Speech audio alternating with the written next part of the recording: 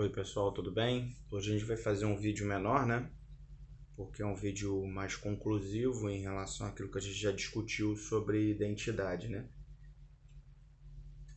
Então a gente vai estar comentando os aspectos mais que a gente poderia sair dessa dimensão tanto conceitual como também no plano do indivíduo e entrar mais no sentido mesmo de outras apropriações e outros usos desse mesmo conceito, né?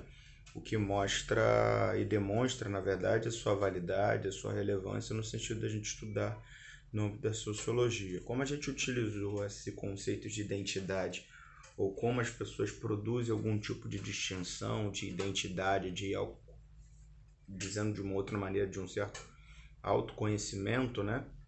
No sentido de entender que existe uma relação de pertencimento e também diferença em relação ao entorno, né? E isso traz para nós, novamente, só para recuperar, né?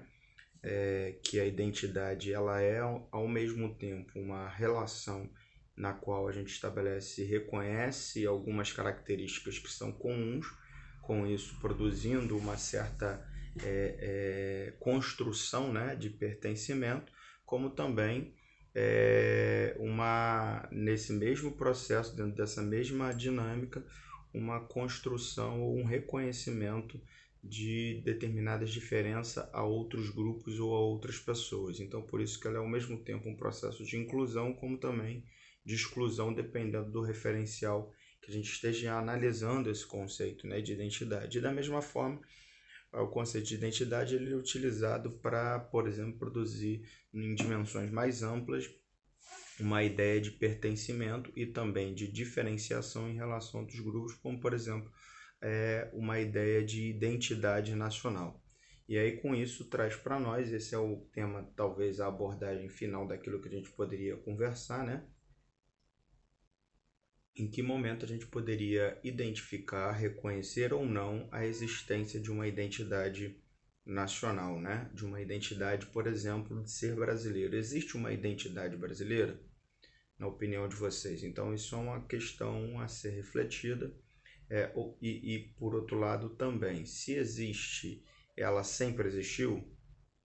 Ou se existe, ela é resultado de um fenômeno ou fenômenos recentes, socialmente recentes? Vou botar um travesseirinho aqui que eu estou dando nas costas. Recentes, contemporâneos e não necessariamente desde os primórdios, desde a pré-história, digamos, ou desde a antiguidade.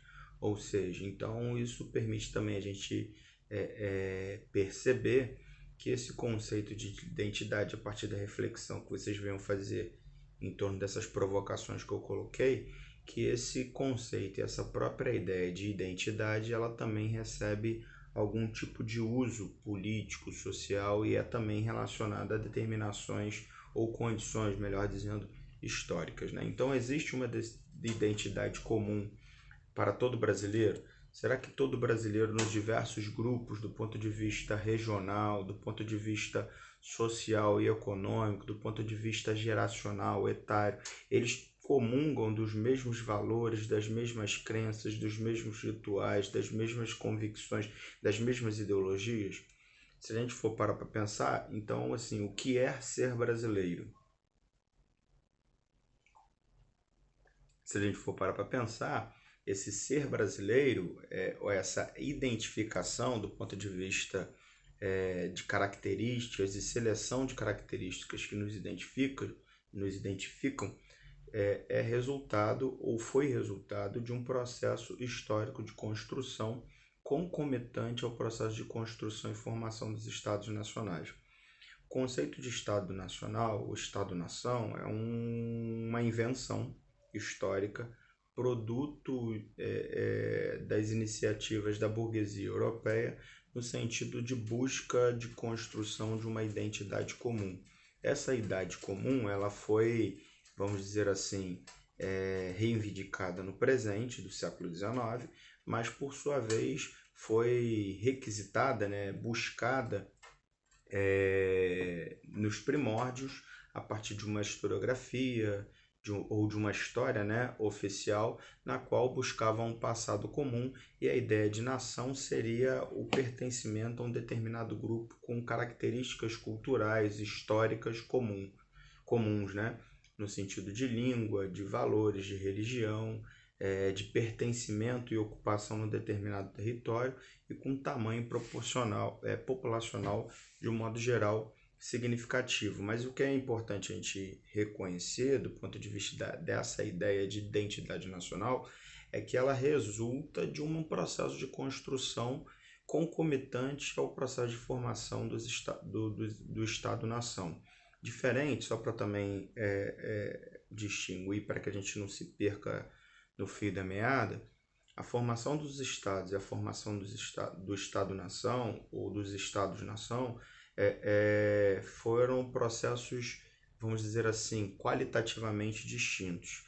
Quando a gente tem a formação das monarquias absolutistas no século XVI, século XV, século XVI, e das monarquias dos estados modernos, não necessariamente existia uma ideia de nação. A ideia de nação ela é um produto de um processo histórico muito localizado pós-Revolução Francesa, mas que se concentra nessa dinâmica Estado e nação a partir do século XIX, num processo também de expansão colonial dos impérios coloniais, sobretudo França e Inglaterra. Não que o nacional ou a ideia de nação se restringisse à França e à Inglaterra, mas existia uma reivindicação generalizada na Europa, tendo como principais potências nesse contexto de fato França e Inglaterra, mas uma reivindicação generalizada e uma busca por parte das pessoas, da inteligentícia, da burguesia, da intelectualidade europeia nesse sentido, de construir uma certa identidade nacional, reivindicando um passado originário, né, mítico porque ele fundava, né? Porque ele era fundador. Então existiam acontecimentos fundadores, povos fundadores, histórias originais de povos que reivindicavam, que justificavam aquele processo de construção e seria a origem dessa nacionalidade. No entanto, quando a gente analisa isso historicamente, a gente identifica de maneira muito evidente que esse processo ele foi um processo de seleção, de escolha e, por sua vez, construído. E da mesma forma, quando a gente acessa o passado desses povos, a gente identifica também que naquele contexto no qual, no século XIX, essas nações estavam reivindicando o seu momento fundador como identidade nacional, esses sentimentos não existiam. Por isso que eu fiz a distinção entre a formação dos estados modernos, como por exemplo quando a gente tem a formação da monarquia portuguesa e da monarquia espanhola, embora a gente tivesse a formação do Estado, essa ideia de um povo nacional com uma identidade comum, com valores comuns e características socioculturais que justificavam essa ideia de pertencimento, elas não existiam. O que existia na formação dos estados modernos era uma identificação com a monarquia.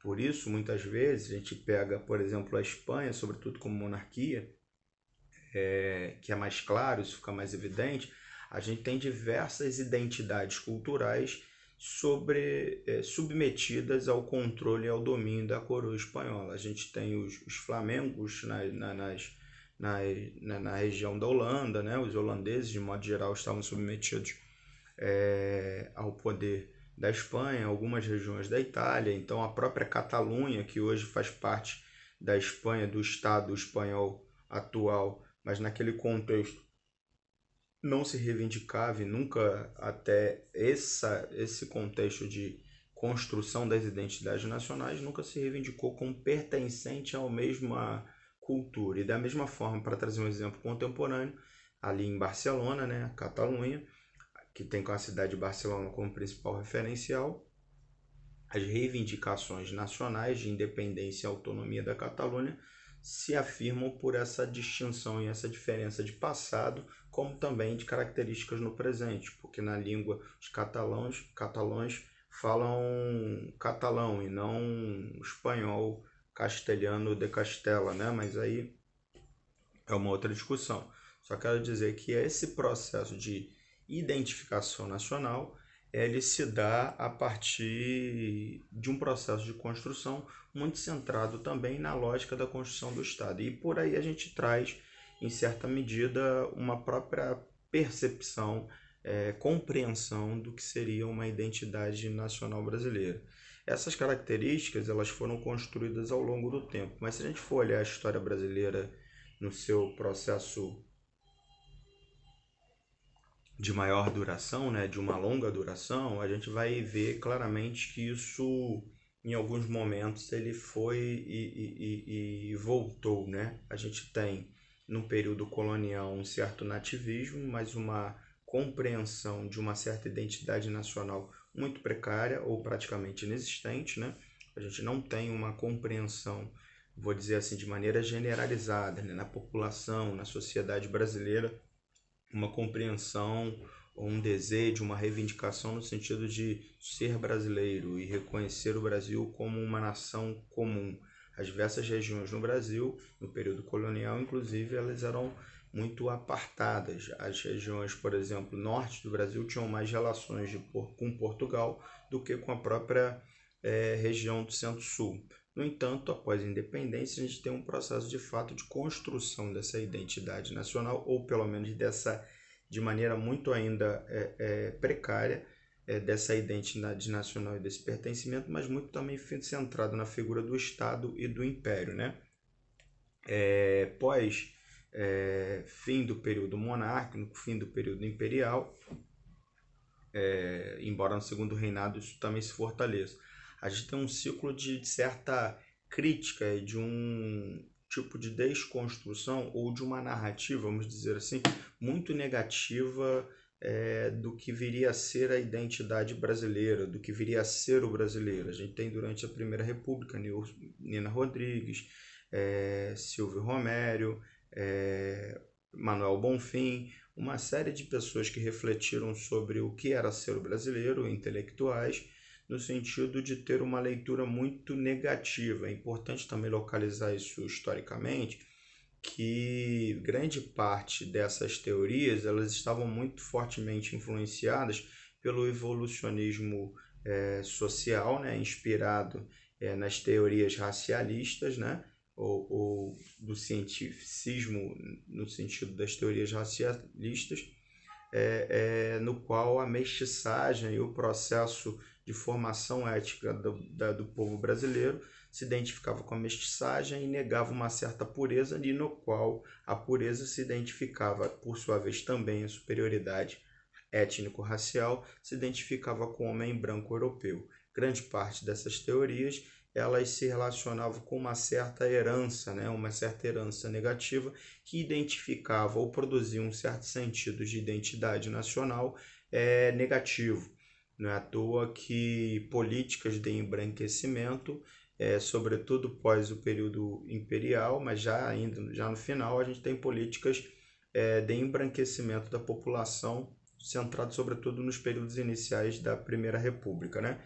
E com a Revolução de 30, encerramento da Primeira República, a gente poderia ter o que a gente tem hoje no sentido mais genérico de uma certa identidade nacional brasileira. É nesse contexto, a partir das políticas do período Vargas, do Estado Novo, que a gente tem, como também o papel de intelectuais como Gilberto Freire, que a gente tem a construção de um determinado sentimento, né, de uma certa determinadas características que formam essa identidade nacional, como também depois o próprio Sérgio Buarque de Holanda, Raimundo Faoro, outros intelectuais que vão pensando tanto numa abordagem, vamos dizer assim, ufanista, como é o caso do Gilberto Freire, como em leituras mais céticas e mais pessimistas, o próprio Caio Prado Júnior.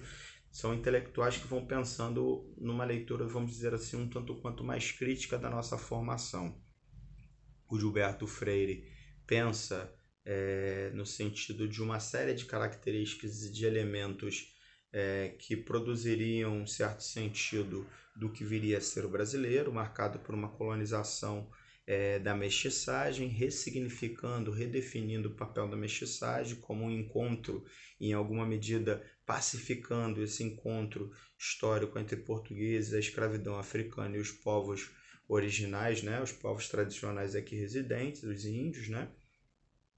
Então ele trazia uma ideia de uma certa convivência pacífica. Não é à toa que nesse contexto a gente tem aquele discurso mistificador do encontro das três raças. O Brasil seria um resultado, o nosso povo, a nossa formação histórica, pelo discurso tradicional, né? De formação de um povo originado do encontro das três raças.